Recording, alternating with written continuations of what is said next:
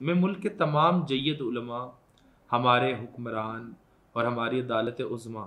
उन सब के गोशगुजार एक अर्ज़ करना चाहता हूँ कि ये जो पबजी को बंद किया गया और ये कहा गया कि इससे हमारी नस्ल तबाह हो रही है, ये बिल्कुल ऐसे ही है जैसे आप एक नारे तो हक लगा रहे हैं, यानी हक नारा लगा रहे हैं, लेकिन उसके पीछे एक बहुत बड़ी बातिल साजिश छुपी है, जिसके हवाले से जो है हम लोग इस वक्त बिल्कुल नाआशना हैं। मेरी इस वीडियो में मैं ये कोशिश करूँगा कि मैं आपकी तवज्जो उस साजिश के तरफ लेकर आऊँ जो की गई। कहा जाता है कि nip the evil in the bud, कि किसी भी बुराई को शुरू में ही जो है वो ख़त्म कर देना चाहिए।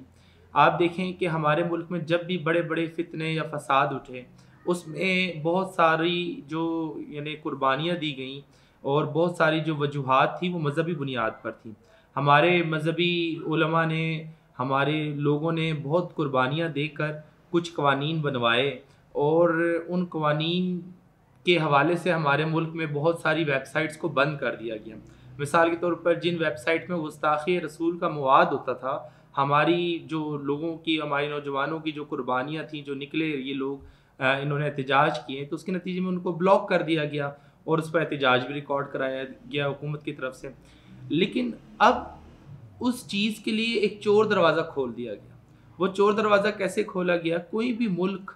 जो हमारी आवाम है, हमारी आवाम की जो सबसे बड़ी एक आदत है, यानी आपको मैं बताता चलूँ कि इस वक्त दुनिया में 3.5 करोड़ लोग पबजी गेम खेलते हैं, और उसमें 2017 में 10 लाख पाकिस्तानी, तो और अभी ये जो है ना करके भी 40-50 लाख को क्रॉस कर चुके होंगे। इतनी बड़ी तादाद में पाकिस्तान का नौजवान ये गेम खेल रहा है। अब एक ही हल था कि इन नौजवानों को उन वेबसाइट्स तक एक्सेस कैसे दी जाए, तो उसके लिए क्या हल किया गया जनाब? पबजी को बैन कर दिया गया। अब जब पबजी बैन हुई तो आपका क्या ख्याल है कि ये नौजवान जो है गेम नहीं खेलेंगे? इन नौजवानों ने अब गेम खेलने के लिए दूसरा स्टेप उठाना है, जो चोर दरवाज़ा है, जिसके ज़रिए वो ये गेम आराम से खेल सकते हैं, वो है वीपीएन। अच्छा, अब वीपीएन में भी मैं आपको ये बताता चलूँ कि वीपीएन भी दो तरह के होते हैं। एक होता है फ्री और एक होता है पेड। तो जो पेड होता है वहाँ पर आप देखें, जो वालिदैन से वो अब उन्होंने पैसे लेके इनको जो है पेमेंट्स करनी है, एक तो उनको माशी फ़ायदा हम दे रहे हैं। दूसरा जो फ्री होता है, तो कोई भी चीज़ दुनिया में फ्री अगर है तो आप समझ जाएँ तो उसके पीछे एक बहुत बड़ी, यानी अगर कोई आपको अपनी सर्विस फ्री दे रहा है तो आप उसके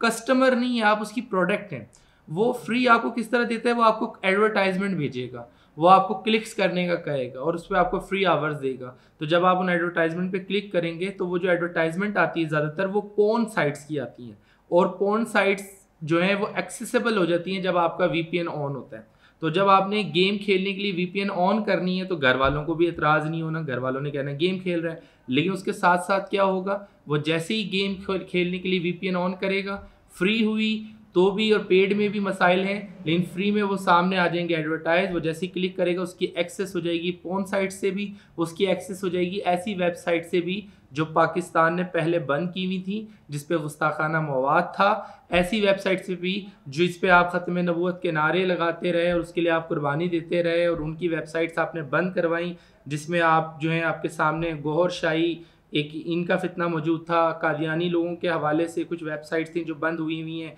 वो सारी एक्सेसिबल हो जाएंगी।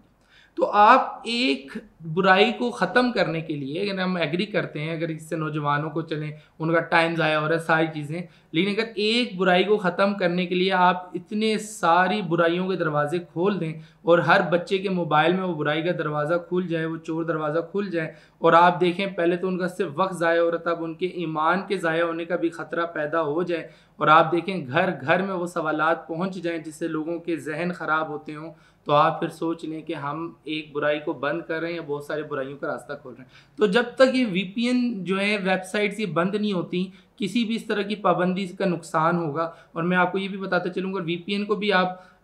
जो है यानी लीगलाइज करते हैं या किसी और तरीके से आप वीपीएन को एक्सेस देते हैं, लाइसेंस करते हैं या वट एवर, तब भी रोज़ ही वीपीएन बन रही होती है। वेबसाइट तो ये एक है ना, ये आपने बंद कर दी बंद होगी, लेकिन वीपीएन तो बेशुमार, आप आज ब्लॉक करें कल और बन जाएंगी, तो आप किस तरीके से डेली बेस पे उनको बंद करते रहेंगे। एक बात। दूसरी बात ये कि एक और इस पर साजिश ही मैं कहूँगा कि इसके ऊपर केस दायर किए गए, पटिशन दायर की गई, और पटिशन बड़ी ही वीक बेस पे दायर की गई कि इससे मईशत को नुकसान है। आप देखिए कोई भी हुकूमत, कोई भी अदालत जब दो चीज़ों का मुवाजना करेगी कि कहाँ नस्ल तबाह हो रही है और कहाँ मईशत तबाह हो रही है, तो वो मईशत के लिए नस्ल की तबाही नहीं रोकेगी। वो कहेगी हाँ जी, इससे लोगों का टाइम ज़ाया हो रहा था, तो ठीक है, मईशत को हम, चूँकि हमारे मुल्क की मईशत इस पर मुनहसिर ही नहीं है बहुत ज़्यादा, ठीक है, एक एडिशनल चीज़ ज़रूर आई है लेकिन शुरू से तो इस पर मुनहसिर नहीं थी, तो वो हो सकता फिर भी इसको ना खोलें और लोगों के लिए वो चोर दरवाज़ा खुला रहे। लेकिन मैं समझता हूँ हमारी पटिशन इस चीज़ पर दायर होनी चाहिए